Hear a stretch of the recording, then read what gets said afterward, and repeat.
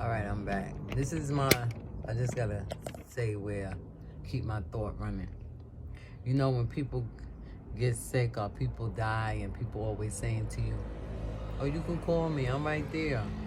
I'll be here for you. Call me anytime.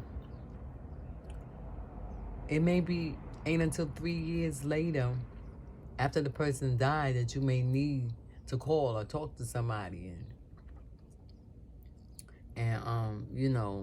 speak about some things that's on your chest and on your heart. Cry out, crying, you're crying. 3 years later, though. So you call at 6 o'clock in the morning, or maybe 2 o'clock in the morning, at night morning. Don't you know what time it is? I'm sleeping. Oh, you were sleeping? Yeah. Okay, I'll let you sleep. All right. You see what I'm saying? And I'll be honest, I'm not like that. When people call me, I had an incident with Michelle. You know Michelle. When she was having her little situation with her husband, she used to call me different times of the morning. And she wouldn't ask me if I'm sleeping or anything. She wouldn't. She would just get into the conversation. And I would sit up, because I would say I say to myself, let me get up, because if I stay laying down, I'm going to wind up dozing off into a sleep zone. You know what I'm saying?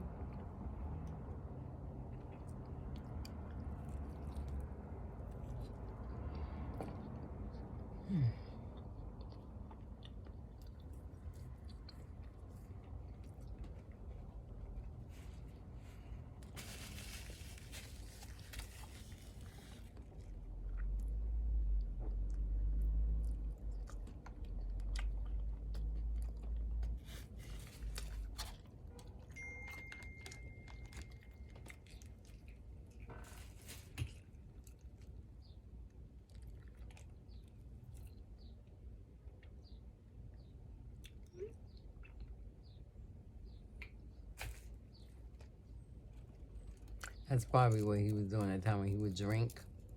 He would have to catch his breath. I caught that. I knew, that he was struggling and breathing.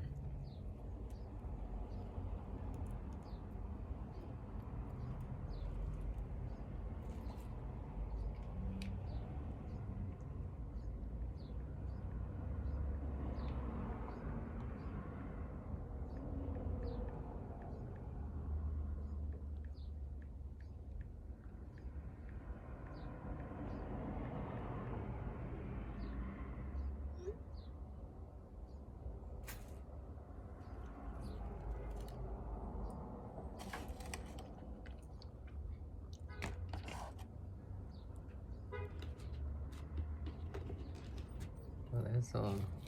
I ain't gonna tell him nothing else. I'm gonna wait until I really. I guess I'm waiting. I'm sorry, I forgot y'all. I was taping y'all. I was answering a tape. A text. My daughter texted me asking me, was my husband, her dad, breathing on his own? And I said no.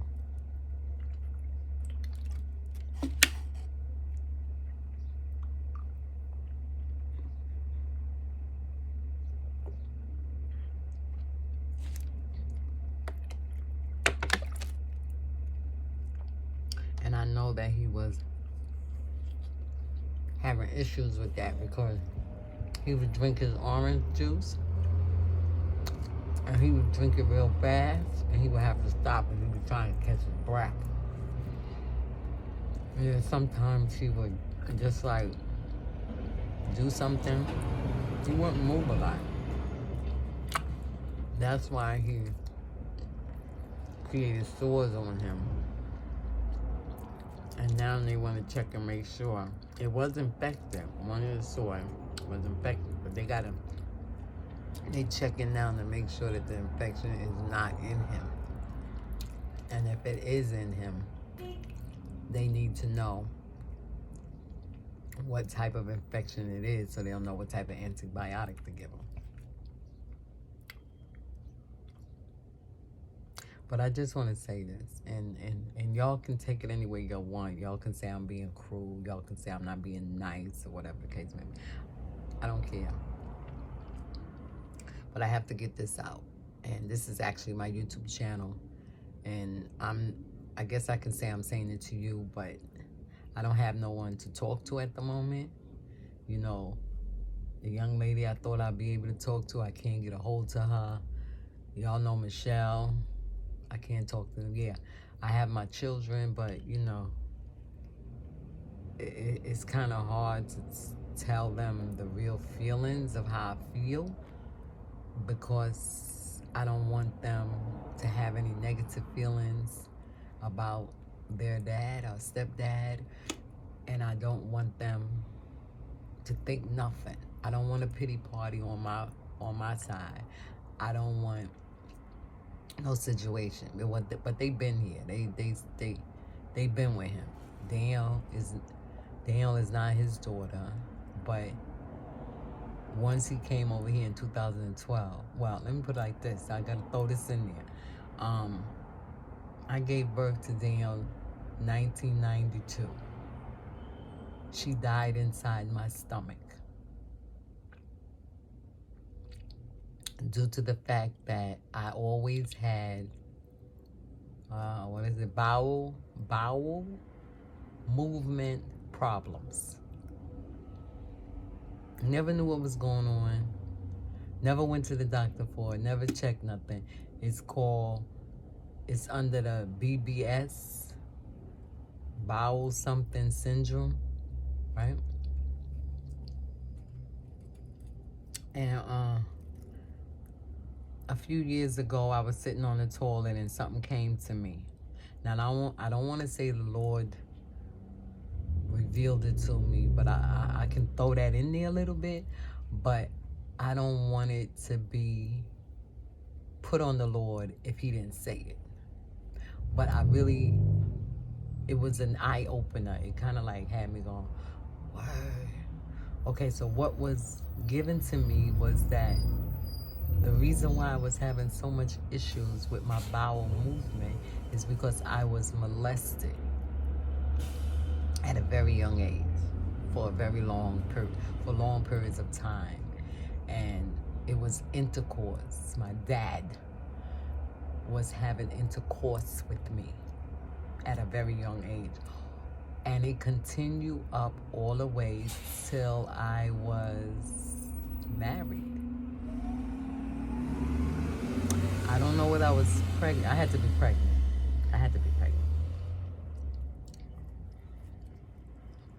And my grandmother came in the room one day and said, Jesse, God is not pleased. I'll never forget this. God is not pleased with what you're doing.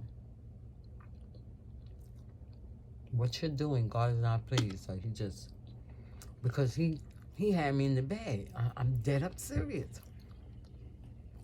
Now, a lot of time, my grandmother didn't know what was going on, and he didn't do it that often, but this particular day, he had me come all night. He called me, and I heard him, because my ears, I can hear a pin drop. He said hello, and I got up and I went into bed with him, but he took me as his girlfriend. We never really had a dad-daughter relationship on his part. I pushed and tried. I know this supposed to be a husband video, right? But these are some of the things. So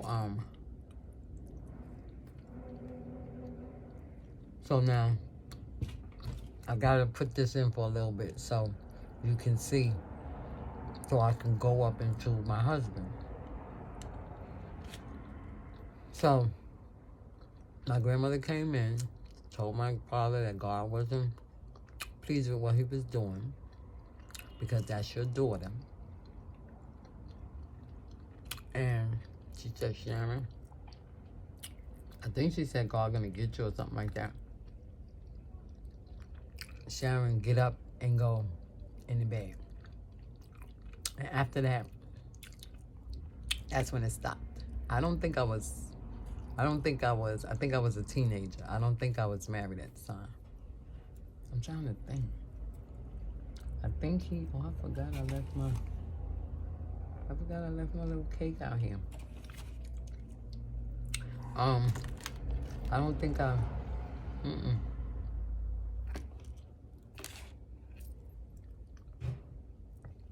I think I was married.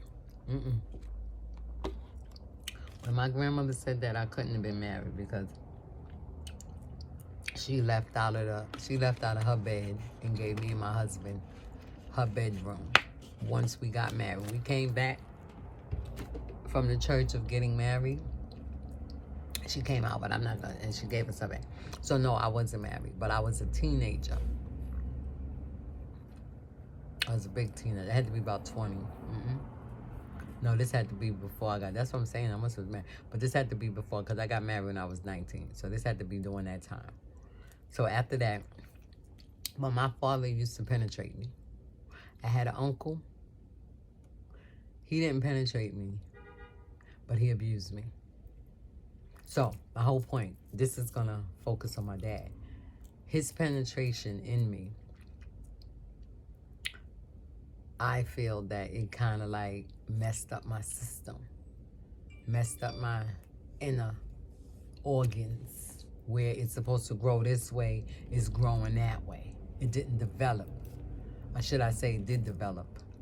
You know, it probably not making no sense, but that's what came to me is the reason why I have so much issues with my bowels. And another thing, here's another thing. I had quite a few abortions. Some was known about and some was very secret. From my husband, I would have had 6 kids if I had kept all the kids that he impregnated me with. I would have had 6 kids. So I had 4 kids from him. So that means 2 of the kids I aborted.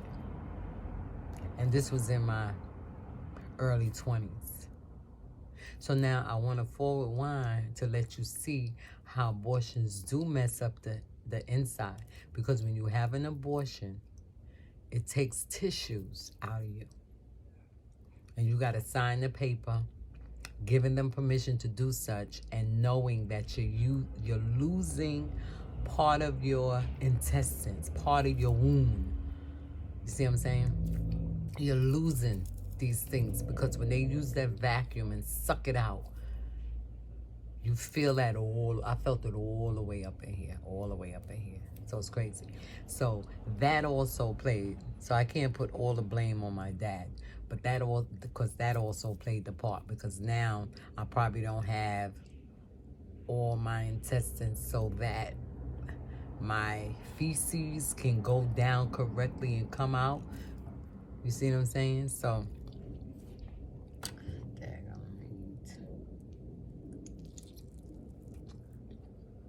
I'm gonna eat, but I kind of like lost my appetite talking. But my stomach was growling when I got up this morning. I should have just got some oatmeal. Which reminds me.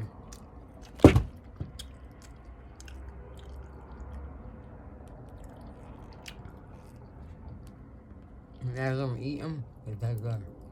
So, now moving on, forward winding, back to my husband. So now, I got pregnant with Danielle. This is when me and my husband were separated. I done had all 3 of my children by him. And I got pregnant with Danielle.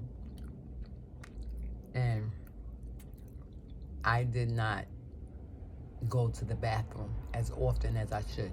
And women, you know that when you're pregnant, whatever your baby does, it goes into the sac, and then it comes through the umbilical cord into me. And that umbilical cord is connected to my navel.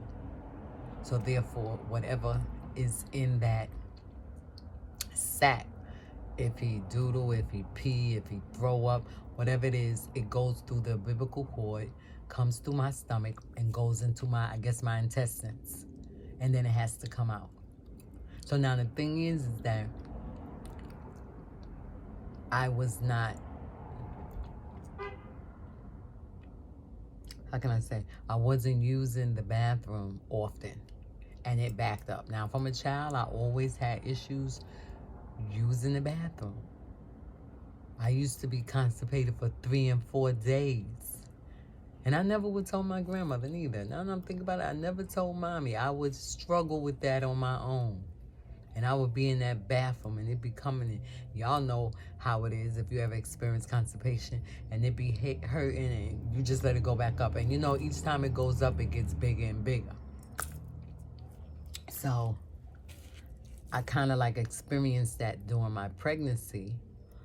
Oh, I got a confirmation for something. I got a confirmation from something, for something. Thank you, Jesus. Thank you, Lord. Thank you, Lord. Thank you, Lord. Lord, I thank you. I don't know what it is, but I know in due time you're going to let me know. Thank you, Lord.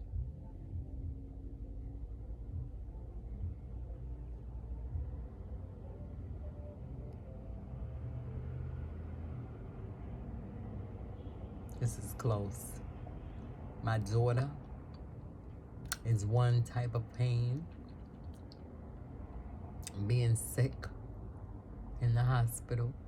And my husband is another type of pain. Being sick in the hospital. Total different type of thoughts. Thought, feeling, everything. That's why each grieving period. Now, I really feel, God forbid something happened to him, I'm going to be boo-hooing all over the place. And then everything that I was holding in for my daughter is going to come out. You see what I'm saying? But anyway, let me not go there because I'm trying to be strong here. I'm trying to be strong, especially for my kids. Okay, so let me just take a sip of coffee. Maybe that'll help right now. Okay, so moving right along. So being that all this feces was inside my stomach, it backed up into the sac. And it was all up in her nose and her eyes and her ears, and it was deep embedded in her mouth. So when I went in labor, I think I went in labor a little earlier, because I can't even remember what date the doctor gave for her birth and whether or not she came on time. But I believe she came early. They had to take her, let me put it that way. They had to take her. So I was like, come to think about it, thank you, Holy Ghost. I think I was 4 days late. Now that I'm thinking about it, I was 4 days late. Tanja was early. I think she may have been a day or two early. Terrence was right on time. Mary was right on time. But not on the date. Well, we ain't gonna even think, because now I'm trying to go in brain history and it ain't working. Let me stay focused. So now once that got into her, then I started going into, actually it was premature. No, it ain't even premature labor. I started going into labor. And the pain was like, how you say, excruciating? The labor pains. But it just felt different. It felt different. It didn't feel like my regular labor pains, even though I knew it was labor pains. So we was walking at South Street Seaport. I had went over there to go with my cousin. Me and her was walking. And then next thing you know, I went, my water didn't break or anything. And she was like, what's going on, Sharon? What's going on? And then I was telling her, I said, I don't know, Levette. I said, but I believe I'm going in labor, like that. And she took off. She said, all right, come on, let me get you to a seat and sit down. Because I actually was having complications with the pregnancy. And they didn't put me on bed rest, but it wasn't about rest. It was about me not moving so much. So, and take my time and stuff. So, you know, it would take like an hour just to walk down a block with me. I'm just hypothetically speaking, but that's how slow I had to walk. So she went looking for a cop, and I'm sitting down. Well, actually, I was standing there. I was standing there because there really was no place to sit. I wasn't even looking for no place to sit because I was in so much pain. And ladies, you know, you can't sit when you're in labor. The only thing you want to do is lie back and extract. So we she found the cop, and while I was standing there going through stuff, people was passing me and they was like, "Oh my goodness, are you okay? Are you okay?" And I was like, "All right." So you need any help? I said, "My cousin went to look for somebody and they was okay." And so next thing you know, I just seen this little police hat. It was like going up and down. So I kind of focused on who it was, and I saw it was a cop, little young dude. He came running to me. He said, "Sharon?" I said, "Yes." He said, "All right." He said, "Your cousin, she's walking back slowly, but your cousin will come. Your cousin found me, and I came running. How you doing?" Et cetera, et cetera. So he started timing the contractions, and he was saying, "Okay, they are like 7 minutes apart, like that. 10 minutes. No, I think it was like 20 minutes. It started out like 20 minutes apart. It was 20 minutes apart." So he was like, "All right, that's good." So he walked me. He said, "Can you walk?" So he walked me. There was a little bench right there, somewhere like right in the corner, like right crossing the street. And he had me sit down on the bench, and he called the ambulance. By then, my cousin caught up with me.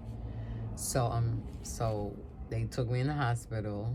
I can't remember what hospital that was. That was in Manhattan. It was by South Street Seaport. So whatever area that is, that's where the hospital was.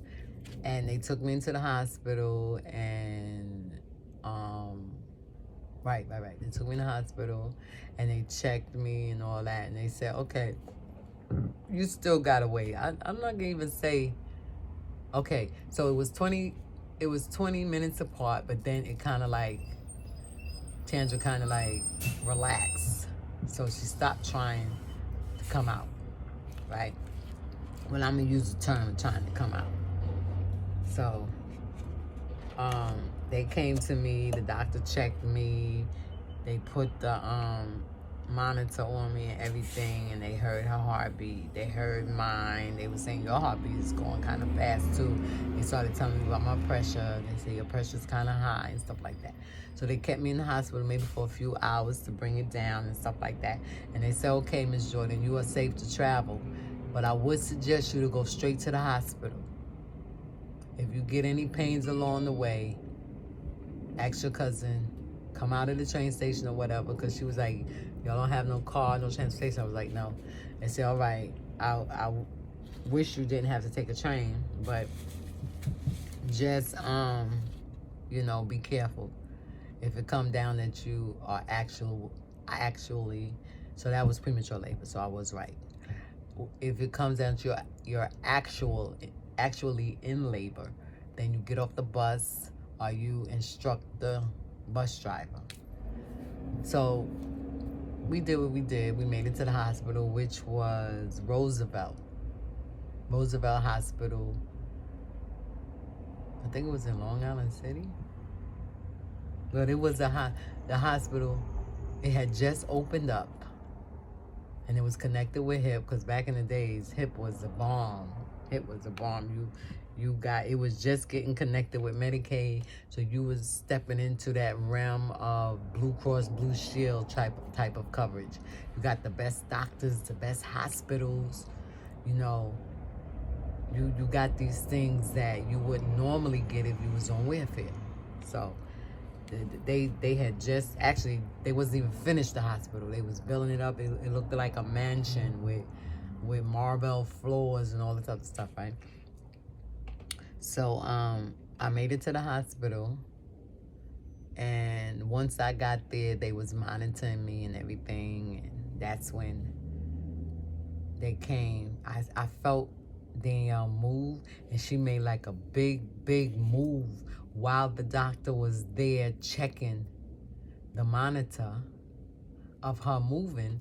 And once she moved, the doctor even said, they said, "Ooh, that was a long one."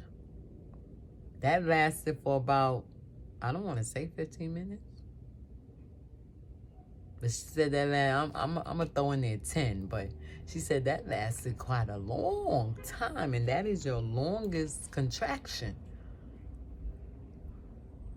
She said, how you feeling? Because every time Tandra moved, it took my breath. And they had to give me oxygen.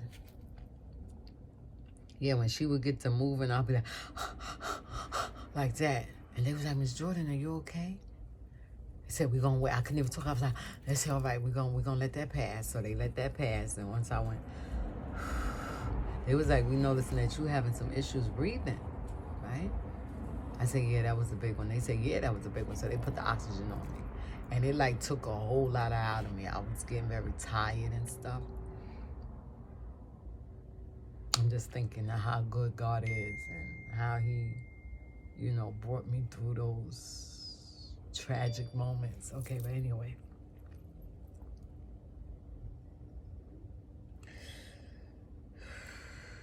Okay, so once that happened, they left. I think the doctor left about 15 minutes, 20 minutes. I'll give it take 30 minutes. And Lavette had left she didn't leave the hospital. She had stepped out. I guess to smoke a cigarette or whatever. And then the nurse came back in. And she went and checked that monitor that they checked the baby with. They checked me. They said, okay, Miss Jordan, you're doing good. My pressure was high. She said, it's high, but it's just a little high. I didn't think nothing about it. Actually, to give you an FYI, I do suffer from high blood pressure now, and I am taking pills every single day to monitor. And thank God it has went down. Last time I went to the doctor was 123/80. And the last few times in the year, prior years, it will be 175, it'd be 165 over, like, the bottom number was high too. So, okay, moving right along. So I'm just throwing that in to let y'all know that blood pressure thing was going on for years and I didn't acknowledge it. I didn't know it was that serious. So anyway, once the nurse came, she checked me, then she checked me, took my temperature. I'm trying to think if I had a fever. No, I don't think I had a fever. And then I think it was like slightly, maybe it was like 99, like that. So then she went over to the monitor of the baby. And then she looking at her and go, No, she went, like that. So I looked at her. She said, she wouldn't look at me. She said, Miss Jordan, when the baby moved last? And now I'm paying attention. So I'm saying, when you're going through labor and the labor pain stopped for a little while, you ain't paying attention to when. You ain't keeping no notice, not writing no notes on when you last had a labor pain. Because you don't want to be thinking about it because you don't want it to come back so soon. So I was like, so I'm thinking, she said, did the baby move recently? So I was like, no. My cousin was there then. I was like, no. Now that I'm thinking about it. So they looked at my cousin and said, what about you? Did you hear the machine? She would look at me, but then she would look away back at the doctor. She was like, no. So they went and got you have that belt. So they went and moved that band and kind of like put it up, made it a little tighter, and they waited. So now we all paying attention, listening for that. How do they beat go? It's pum pum pum pum pum. Cause babies' heartbeats is faster than ours. So we ain't hearing nothing. So now I'm getting a little panicky. So I moved my hand. So my cousin took my hand and she was like, it's all right, Sharon. It's all right. It's all right. So the nurse left out. So my cousin said, where you going? I said, we're going to be right back. We're just going to go get the doctor. No, she didn't tell me. She said, I'll be right back. She said, just relax, Miss Jordan. No, they will call you mommy. She said, they call me mommy. She said, just relax, mother. Just relax, mother. And so my cousin was holding my hand and she was cracking jokes, trying to make me laugh because she's a comedian. So she did have me laugh a little bit. So then next thing you know, she came back with two men. And they looked at Prestige, like I knew they was doctors. Like it looked like she went up in heaven and got one, you know. And that and by me saying heaven, that mean a high floor, you know, not nobody on their floor. Like they called somebody from heaven to come. So the doctor came, looked at the graphic, started asking me questions, and he started going into like asking me how many children I had. No, say I see you had. No, he asked me how many children I had. I said I had 3. He said, did you ever have any complications with them? I started telling them about Tandra because I had complications with Tandra. And she was like, what kind of complications? So I told her they had to induce my labor with Tandra because my pelvic bone wasn't open wide enough to get her out. But I did have a natural childbirth for her. But it was based on inducement because they had to induce it so that my labor pains would come strong enough to open up the bone. And as soon as they induced it, it was within an hour or so I gave birth to Tandra. But I was in labor for like 20-something hours. I had a housemaid, a maid wife, a wife maid, what you call them people? But I had one of them, right? And she was the one that was monitoring me. She's the one that helped with the delivery. She was the one that was there. And so once she saw that the intense of the labor pains was not getting intense enough for me to move through, it seemed like I was being stuck on 6 centimeters, which over 3 hours I should have done moved to at least 7, if anything. So they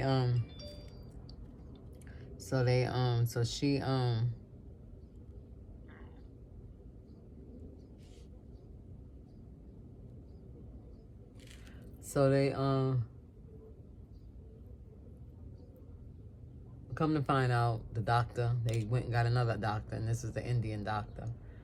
And so now I got 3 doctors around me, plus that nurse, plus another nurse. And they had to tell my cousin to leave the room, right? And I wasn't in a private room. So it was like a thing that went like this. The room was like this, and you had people on that side of me and this side of me. So it was like, okay.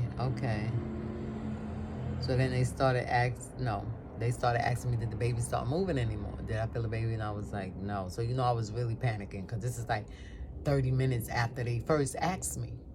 And this is like an hour after that first big push. So the doctor, not big push, that first big contraction that almost took my breath away. So she said, and with that being said, I just want to throw this in. Now I can understand what a parent that loses a child inside the belly, what it feels like, because that's what I experienced. Because when she took my breath, that was the time that she died. And so they was doing all types of things. They had me put my legs up like this. That didn't work because they was trying, I guess they knew positions that will make the baby move. Even if he was asleep, wake him up. But they didn't believe the baby was asleep. And after a while, I didn't believe she was asleep neither. So they said, put your legs up. So I put my legs up like that, nothing. They told me to roll over and they started massaging my back. That didn't do nothing. They told me to roll over the other way. They started massaging my back. That didn't do nothing. They started massaging the belly, pushing the belly, shaking the belly, all that stuff, nothing. So the last thing the doctor had me do was get on my knees, like in a doggy style. So I got on my knees and he's still trying to monitor, still nothing. So they went and put this long, skinny thing, and at the end of it, it looked like it was a magnetic thing. And they stuck it up me, and they put it on the tip of right in the mole. of her head, put it right up at the top. And they said, okay, Miss Jordan, we're putting this here, and this is going to help us monitor her breathing and when she starts breathing, right? So they left it in, they stood there waiting. She never did nothing. They said, Miss Jordan, we're going to have to take the baby.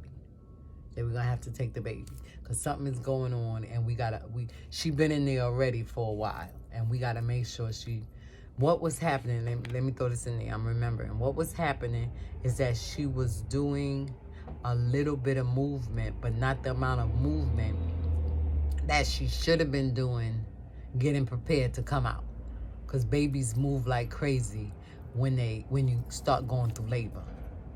You see what I'm saying? Except for my son. My son wanted to just chill out and read a book. Because I think I was in labor for like 36 to 39 hours with him.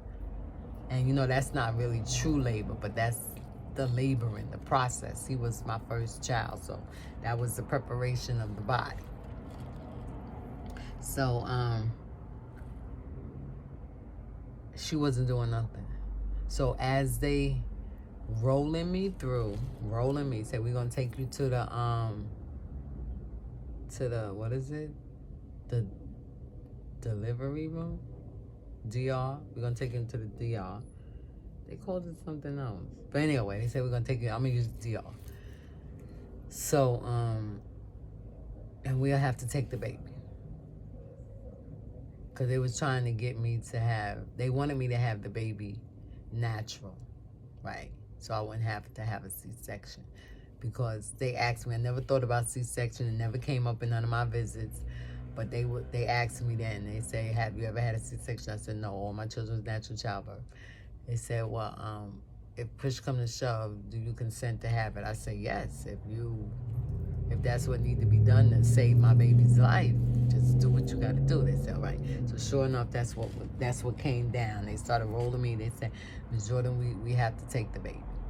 We're going to be monitoring the both of you. Now I got the thing on me, whatever that is, to monitor my pulse and stuff like that. They had the thing on my heart, whatever. So they started rolling me down. Now it's an emergency. They rolling me down. Michelle, oh, she must be talking about me or gonna call me. Lavette had left out again to smoke a cigarette or whatever, get something to drink or whatever. And as she was coming back in, she saw them rolling me. And they was like, hey, she was like, what's going on? Where y'all taking her? They were taking her to the emergency room. Would it be the emergency room? No, to the delivery room. Oh, she gonna have the baby? But she could tell by my face and what was going on that something was not right. So she just yelled out to me. She said, Sharon, don't worry about it. You're gonna be all right. You know your faith. Keep your faith. Trust in God. Go on. Right? No, I wasn't saved. You know I wasn't saved carrying somebody else's baby at the time. So as they was rolling, I'm getting to my point now. As they was rolling, myself with my child, the one that my husband could not stand and did not like, God gave a breath. And she started breathing again on her own. And the doctor said, oh, mother, she's breathing. They said, but we're going to still take her. And they rolled me all in there. And they started prepping me. And they put the sheet. That's when it became scary. They started prepping me. I saw all these lights. And everybody was moving. But I couldn't really see because the lights were so bright in my face. And they had put a sheet over me. It was a sheet like this over my face. But I'm not gonna even say, like, what you call them things, like them plastic pads that they use over you when they about to do some type of surgery. And they put one on my stomach and they was pressing. And I was feeling all of this. They didn't cut yet, but they was pressing. And I made some kind of sound or something. And the lady pulled back the paper. She didn't see my eyes, but she knew that I was still. They said, no, we got to give her some more. And they put that bad boy in my face. I mean, they pushed that mass in my face. And that was it. I just felt myself going like. And I don't know why when you go into anesthesia, whatever that is, oxygen, whatever, it feel like you're going backwards instead of frontwards. Like instead of yourself going like, oh, you go like you drugged. And when I came through, they was finished and I was freezing.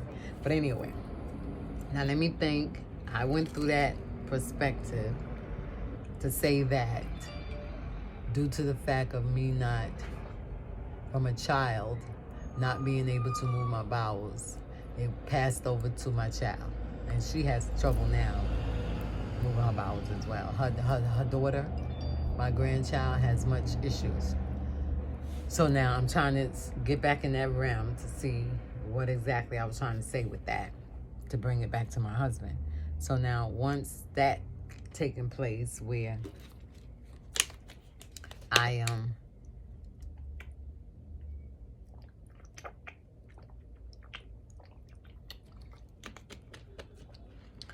couldn't, do that. So now we back to my husband, right? I guess as I talk, it'll come back to me why I went down that road. And so now my husband, we come to New York. I don't know why I was saying that, but anyway. So we're gonna go back to the time at hand. So he is now in the hospital, and just like I said, I was gonna say something, but y'all may take it in a different light. Y'all may take it in a different perspective. Y'all may take it in a different knowledge and understanding. But I can only tell it how it really is. Because nobody really don't know what I went through with Tracy, with my husband, except me. And once my kids got big enough, they got to see. And the only person that suffered at his hand was me and my daughter. It was the only one. His daughter, which is Mary, he didn't really do anything except for that story that I told you where he almost choked her or something like that.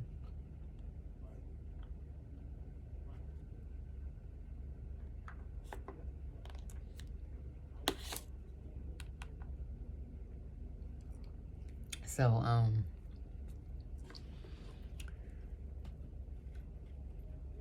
there was so much things that he would do and say, and I will always say different things that the Lord would have me say, and I just say it. And then when I'm done, when the Lord is finished, he'll tell me, that's it, that's enough.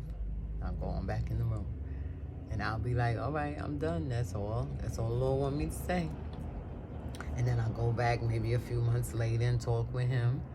And I would tell him, I say, I don't know. I guess the Lord led me in here. This is what he wants you to know. So I'm going to say what got to be. And I can tell. I will always tell that it's affecting him. He may come back and say certain things. The last conversation we had, I was telling him, I said, you think that, well, I will always say y'all. I say, y'all think that God don't see y'all. I say, y'all doing all this stuff in my house. You acting all this kind of way. I say, and all I want you to do is get saved. Come to church. At least come to church. I get no support from you. We'll have service right here in the house. In the beginning of the COVID, he will come in here.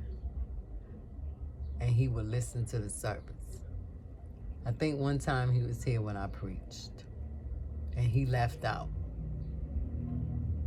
Yeah, because he was in the wheelchair, he would wheel the wheelchair in and sit right there. Then he would leave out. And I know that the Lord be working with him, be touching him. But he be fighting him. So his jealousy is so strong that he really don't like the relationship that me and Danielle have. So because he didn't like that relationship, he would do all types of things to her so that he could get to me, because he know that I love my children. And he would just talk about her. He would bother her. Every time you turn around, he would be saying stuff, arguing with her. This is when he could get up and walk. Now, when he could get up and walk, he was wearing Pampers. And he would sit in the Pampers, and he would stay in the Pampers until the Pampers be soaked and wet, just sitting there. And I would smell it. I would go in the room, I would say, Tracy, you wet? And he would just sit there and look. Sometimes he would lie and say no. And I'd be like, Tracy, why you don't take off your pamper? I said, you sitting in the pamper is not good. It's not good for you, right? He ain't wanna do nothing. He didn't want to do nothing.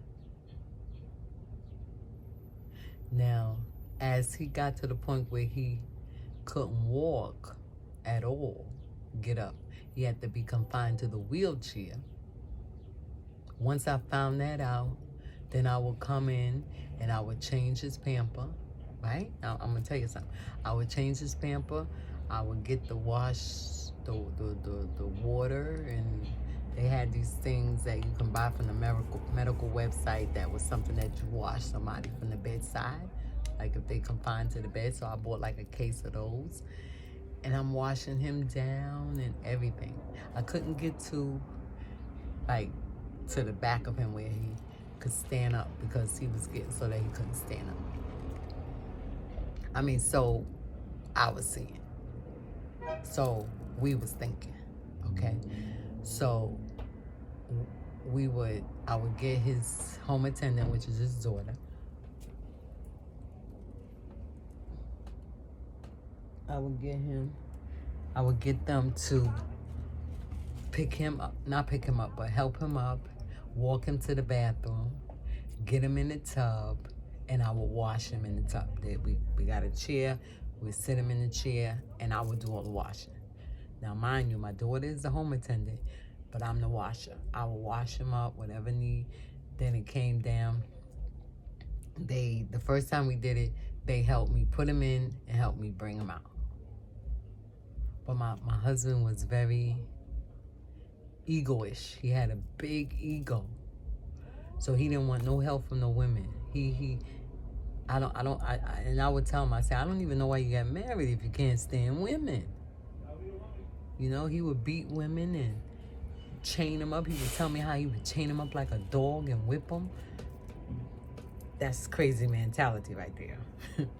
And just like I said, remember I told you that my abuse was mental, verbal, and then physical.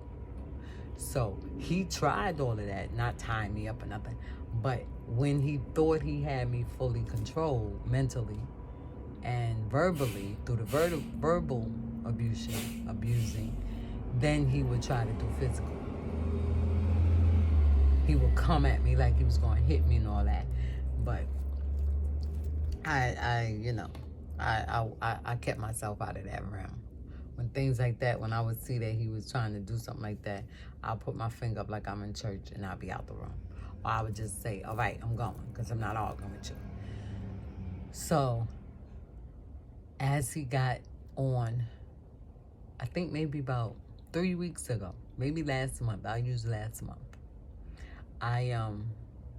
after we had done wash him and he had got to the point where he was staying in a chair because he couldn't get up and he couldn't walk and he couldn't go. So that was kind of like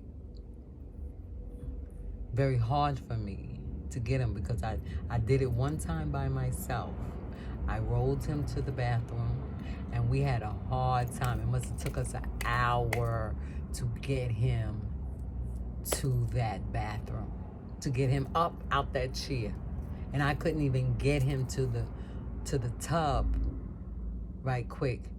I had to put, all his weight came on me and put him, I just said, okay, sit on the toilet. So once we got him on the toilet, that was the issue.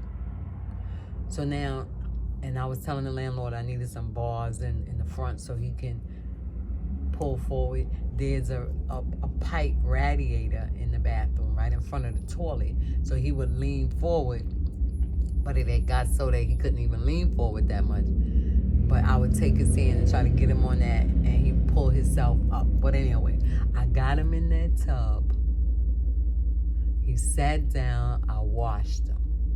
He got out the tub because I was going to wait. I said, okay, I'm going to go and get Mary and them to help me. He was like, then he started doing it himself. I said, oh, you going to do it yourself? All right. All right. He said, yeah. He started crying. He said, I want you to see I could do it on my own. I said, okay. All right, no problem. I said, but you see, you can't do it on your own.